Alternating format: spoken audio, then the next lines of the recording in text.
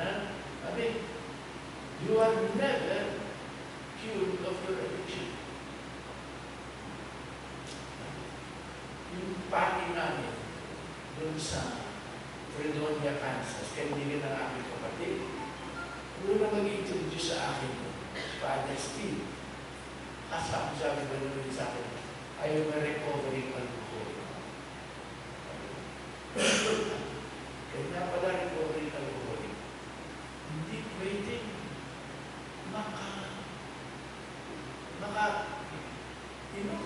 kahit na kapatid na ano. Inuwento niya yung nangyari sa kanya. Minsan, may napakalo kaunting anak doon sa kanya. Sa pinainom sa kanya. The next thing you know, he was in the hospital. They had planted in the hospital. Hindi niya alam kung anong ginawa niya. Pagkatapos. Kanya, yung ang puno sabihin, tapos na to. Si Blas o mismo, natutuwa ako, linabasa ko yung kanya, sumusulat pa ng polo niya. Sabi niya, nasa isang party siya. Nakita niya yung isang dating kanyang sinisita. Nakita niya. Pagkakita niya sa kanya, hindi ko na siya nilakita. Kasi pagka nagkausap kami, makasulit lang na naman yung ako. Alam niya. Mahina tayo. Hindi mo pagmamalaki. Kahit na gaano ka na. Kahit gaano ka na. Mahina ka pa rin. At sa iyong sarili, wala ka pa. At ikatlo, ito, ang mas totoo, alam natin, at iyak natin sa nagkasala ka.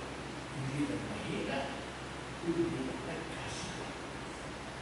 Okay, ako paano ini ang exegesis ni Cardinal Gaudenzio Rosales. Sabi niya sa akin, sabi niya sa Pablo, we have this treasure in vessels of clay. Ha? Sabi ko, ganyan. Ang gusto sabihin, Bishop, Cardinal, vessel of clay, that it will be broken. Oh, it can be broken, Cardinal. Not only that it can be broken, it will be broken. Sabi na siya, alam naman natin sa sarili natin, pero nasa, no? Makakumpisa din naman kayo sa mga kapapari natin. Walang makapagmamalaki. At hindi pwedeng ikatuwa ng Panginoon yung pagdarasal sa Kanya na hindi mo maamin ang kasalanan. Hindi. At talagang nagbibigay lubid sa Panginoon. Yung panananin mo, public. Dinadagupan ang Kanyang lubid. At sabi, Lord, be merciful to me. Yes. Una po yun. Ng ating nothingness, ng ating littleness, ng ating powerlessness. Kung wala yun, mahirapan na tayo. Kalimutan na natin halos sabihin ang pagpapakapag. Kung wala yung acknowledgement, sapagkat magiging mapagmalaki ng tayo. Pagka naging mapagmalaki tayo, wala ka na pag-asa na magiging kung magpapatuloy ka na. So, ikalawa, pagkatapos ng acknowledgement, to repent.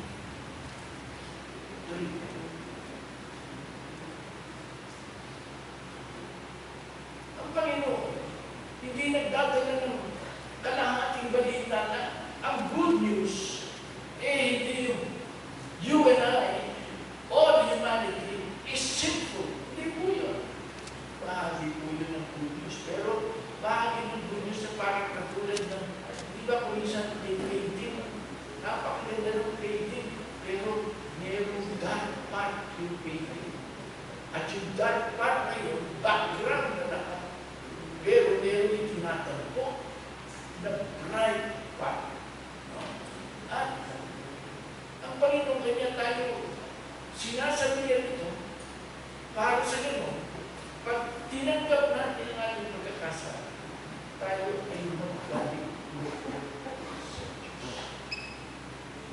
Nagkaroon natin ang magbalik loob sa Diyos, mga kaulugan na iiwan ang kasalanan at yung makapagdadala sa ating kasalanan. At gagawin ang tunay na magiging kalugod sa Panginoon. That is i-read. Kasi po, pwede naman mangyari. Nangyayari. Diba? Ang naririnig natin ito, nangyayari ka. Kaya pwede sabihin na isang tao, oo nga, tumalor ako. Pero talo mo silang lahat. Ako, limang kahon na ng beer, 5 cases na ng beer, hindi pa ako tumutumba. Samantalang sila, 2 cases pa lang, tumba na sila. Inaamin. Lalo na, yung iba, maririnig niyo. Sabi ninyo, may 2 ako sa bilang 2, 3 pa. Kayo. Ganun din naman kayo. So, sabi nyo magkaroon na ng repentance. Okay. Nagmamatigas. At dumarating ko, alam na natin na, dumarating ang punto na ang tao, tanggapin na niya ang kanyang kamalian. Pwede magmatigas laban sa Espiritu Santo. Dito na kami. Dumarating ang panahon na yung tao na magaling mag-rationalize. Sabi sa pagkakaling tao lamang naman, yun naman ang ginagawa ng tao. Kanya, nira-rationalize, hindi na nag-repent. Okay? Kanya, napaka-importante, hindi naman aminin at tanggapin, kundi pag-ibig.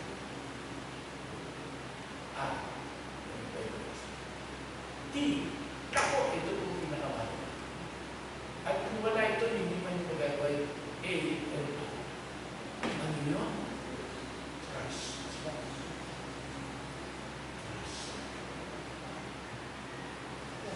And yun sabi ko ni St. Faustina Kowalska, nothing pleases the Lord more than our trust. At yun ang sinabi ni Jesus. Ibigay ko sa faith, Jesus, I trust you. Anyway, nag-uusap po kami ni Bishop Ben kahapon. Sinasabi niya, ito nga naman. Ano yan? Sa katikisip, sa pagtuturo natin, katikisip. Ano yan? Yung mga tao, natututuan ng doktrina. Sabi niya, meron malamig.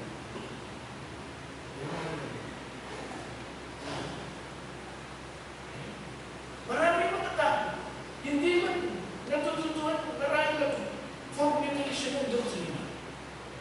Maalam. At yan po makikita ninyo yung faith ng maraming mga tao.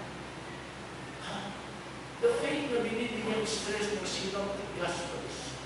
Yung stress ng faith na hindi believe in the truth that God reveals. Hindi po yun. Bagamat hindi pinupara yun. Kundi trust in the Lord who reveals. Yung sabi ni St. Peter, Lord, to whom shall we go? You have the words of eternal life, and we have come to know and to believe that you are the only one of God. Hindi mo kami ba pa? Sa inyo. Kaya nasa po ni St. Peter yun eh. St. Peter, yun. Just before that, binabagyo sila sa kanilang maraming bangka. Tapos itong mga expert fishermen nagkatakot. Akala nila, lulubog na sila. May dumadaan, mukhang multo, at nagsigawan sila. It is a ghost. Multo! Sabi ng Panginoon, it is I who not be afraid. Si St. Peter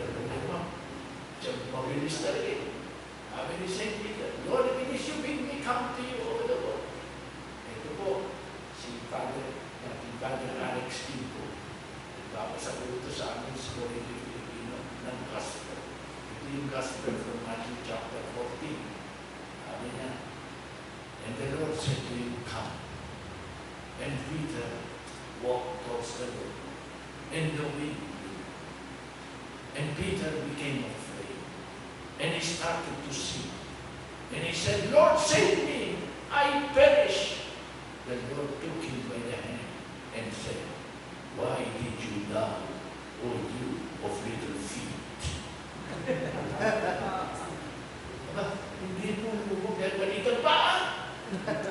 Kaya lumubog. Kulang ang tiwala. Kulang ang tiwala. Fathers, alam po niyo, sa totoo lang, hindi lang magaling magtiwala sa Diyos. Pagka ang Diyos ay lumalabas na katiwala, ang dalas ko na nabibigay sa verse ay talaga napakabay ko ng Diyos. Maasahan ng Diyos. Hindi mo nga, huwag mo binibigay sa Panginoon. Wala na nagkakasatsaw ng Panginoon. At nakulong ngayon na. At yung asawa ko naman dati, nagulong na, pero ito, okay, ay talaga, basta magbibigay ka din sa Panginoon. Okay, okay. Madali nyo magtiwala. Kung ang nararanasan mo ay talaga namang katiwa-tiwala ang Panginoon, hindi. Kung may sakit yung mararanasan, doon ka kailangan magtiwala eh. At doon pinakamayroon. Doon na rin mayroon isa. Baka may lalakad ka naman sa dilim. Sa sigsag na gano'n.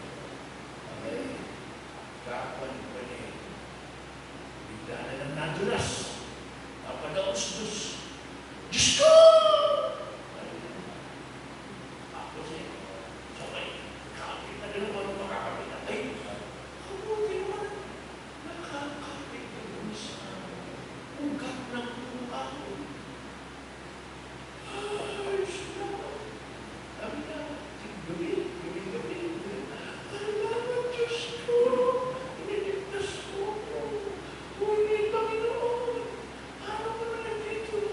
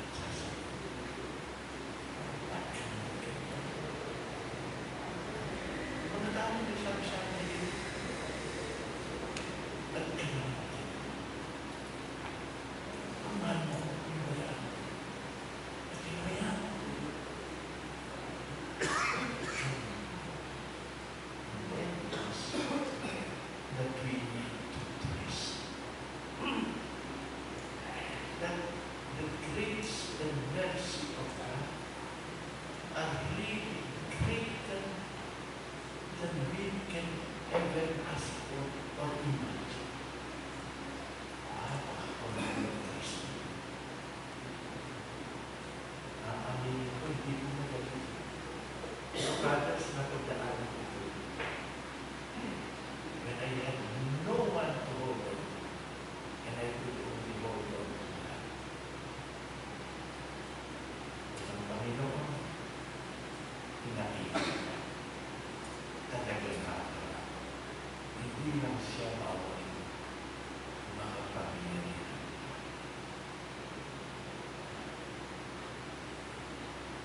Talagang mahirapan.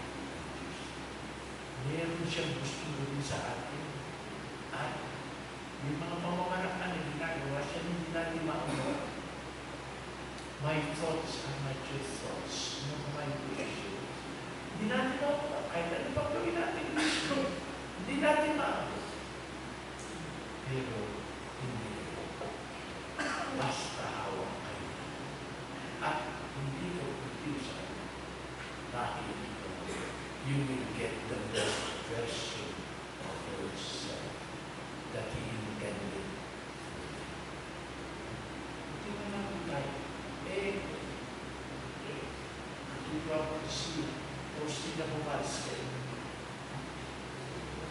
Meron yung isip ko siya bukas kayo na parang hindi nyo mahihingi sa Panginoon. Hindi nyo mahihingi sa Panginoon. Dalawa ko na may kukwento ko na isa na lang.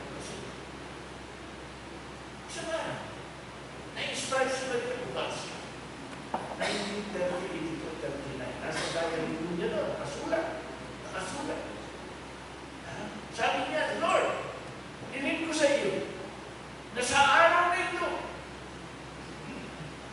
walang sino mang mababatay na mapupunta sa iyo. Nahilig ba ninyo sa Panginoon? Nawala sa buong mundo. Alam niyo, sinunod sa kanya ni Jesus para sa atin. Dahil makita ipagkakulong sa iyo. Yung nagkapit ko sa diary, pati na yung day, tingnan ko kung may kamag-anak ako namatay sa araw na yun.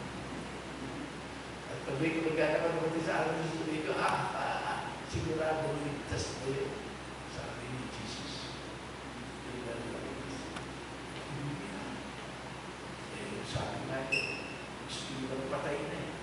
Parang wala. Wala nang balik. Iniligtas pa naman yun. Iniligtas pa. Kaya po, kapag ako nangyayari na akala niyo patay na, kausapin mo yun. Kausapin mo yun. Baka umabot sa pamilya mo ang piling ng Panginoon sa tao. Sabi niyo mauli ng Panginoon, sisila. Kaya ako, I am sorry. Yan. Grabe po ang Panginoon. Pero, pinaliwanag ng isang expert kay Faustina, walang mahulugan ng trust. Hindi na yung nananalig ka, sabi niya, kung talagang yung trust, away, susundin mo naman ang Panginoon. Yun naman, susundin mo. Bakit? If you trust Him, then you will follow His ways. Hindi naman yung titiwala ako sa'yo, pero gagawin ko na ng gusto ko. Tutal naman yung iba ako, hindi. If I trust you, then I will follow what you ask me to do. Because that is also the best for me. Trust. Tapos, S. Bakit po S? Kasi ayaw natin mahulog dun sa unhealthy passivity. Na para bagang Diyos na lang kinig. Ito po, lahat ay biyaya. Yan eh. Katulad na simbahan niya. All is grace. Pati na ang ating pagtugod sa Diyos ay biyaya. Sabi ng Council of Trent, when God rewards our merits, He crowns His own gifts. Ha? Pati ng merit natin, gift ng Panginoon niya. Bigyan niya ng Panginoon. Pero, He asks us for that cooperation, which is His gift. He asks us, in other words, to receive that gift to cooperate. Kanya sabi ni St. Pablo, sabi niya, work out your salvation in fear and trembling. Ha? Bagamat kumbinsido siya, it is God who gives you both the will and the deed. Ang Diyos ang magbibigay. Pero ang gawin mo at mag-isa ka sa Diyos.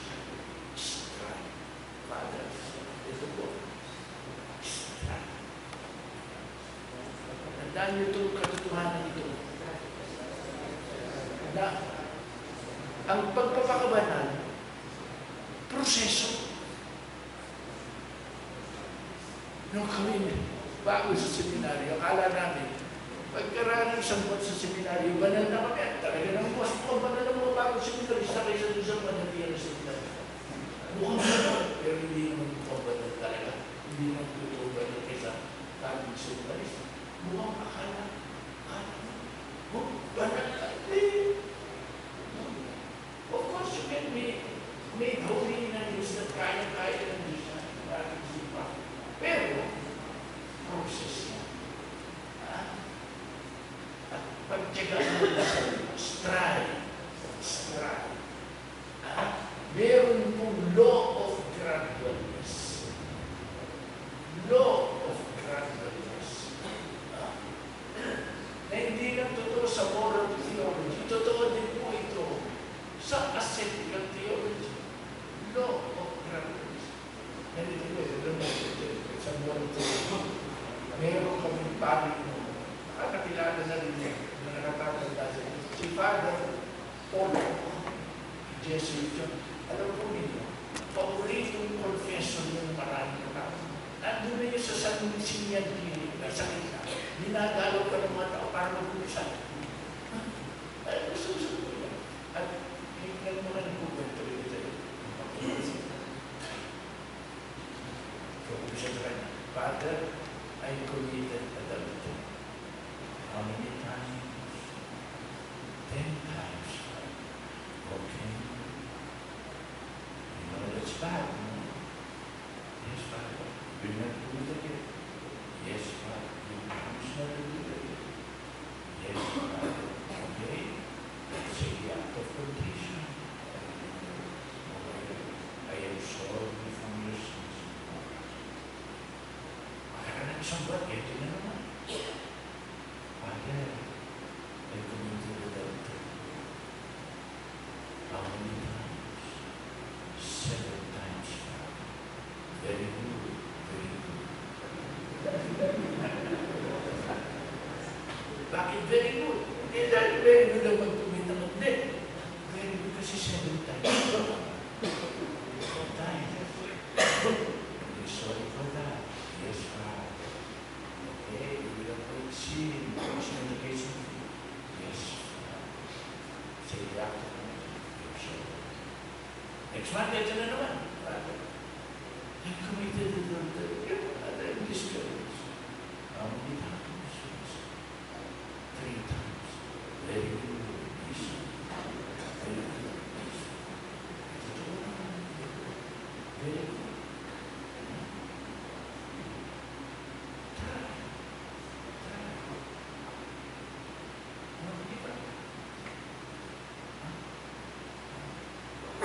Ako sa story na nabasa ko, true story ko, tungkol sa isang professor. Nakatuwa ito, may parang manya yung professor niya. Pag pasok dito sa ganito. Bibilangin na rin ito ng mga bagay dito. Bilang niya, bibilangin pa kung ilan mo ko. Ang hilig niya, pagbilang dito. Pag-aakit sa stairs, pagdating sa itaas, you know, we climbed 123 steps. Pinili yung building. Ay, don't you see that building? It has 36 stories. hilig niya. Eh, minsan, tutupusok na ito, nandoon sa park. Nakita yung kaibigan niya, kasama-kasama yung kanyang anak, toddler. Tinutulog pa lang maglakad. Tinutulog niya mula sa malayo, hindi siya lumalapit. Nakikita niya, tinutulog lumakad. Bata naman, lalakad, tutumba, lalakad. Tutumba, lalakad, tutumba. No? Tapos, matagal-tagal observa. Nilapitan niya kaibigan niya. Hi, God, is that your son? Yes. I'm teaching him how to walk. I counted how often he fell down. He fell down 70 times. Sabi ko, Tata, why didn't you know this? He stood up again and walked 70 times. Hindi sa tulad ang Diyos katulad ng Mama. Hindi lang ng Diyos. Hindi ilang beses ka bumagsak. Hindi ko ilang beses ka nagsikap. Try. Strive. And we can also strive. We trust. God and me, we can do. I can do all things in Him who strengthens. Sabi ni Sito, naman ang context nun, yung kanya pagkakas. Totoo yun. So, I can do all things in Him who strengthens. Pero, ang bigyan po natin ang punto niya sa lahat ng ito, sa lahat ng pagsisikap natin. At yan naman ang tinitingnan ng Diyos. Salamat po ngayon sa moral theology na rin ang binibigay. Ang tinitingnan ng Diyos ay ang pagmamahal sa puso mo sa puso. Hinihiling natin sa na yung ating puso ay hindi mandalit.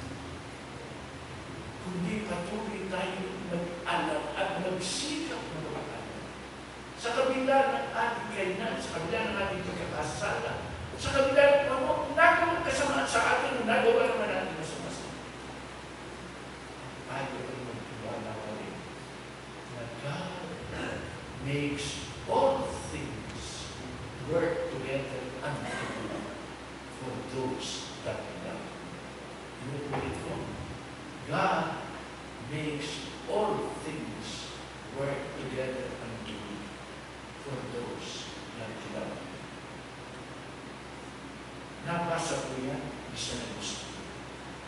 Pagkabasa ni San Agustin, ito pa yung komentary. Sabi niya, all things, even my sins. Sumagot si Saint Augustine, yes, even my sins. Others, we can make capital of everything for our own goodness. I do not exaggerate. We can make a capital of everything. Nothing needs to be wasted. Nothing.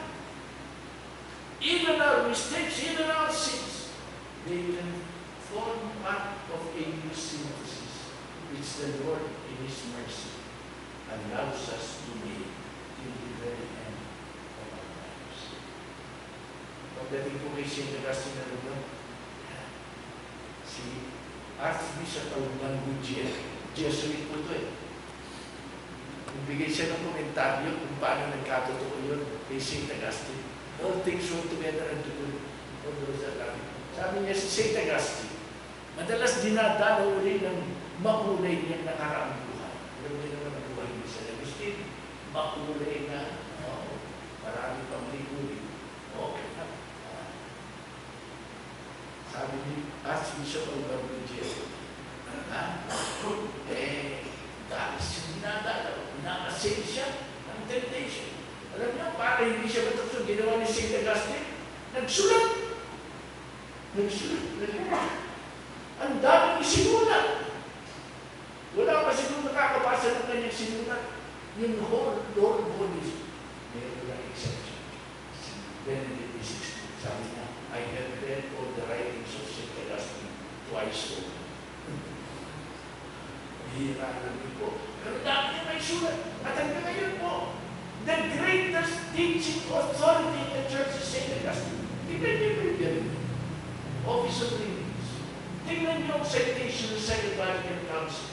Kung sino ang pinakamaraming citation sa mga church authors and writers. St. Augustine. Bakit gano'n? Madalas. Nagkasala siya. Madalas binabalik-balik. Election. Ang dami ito election.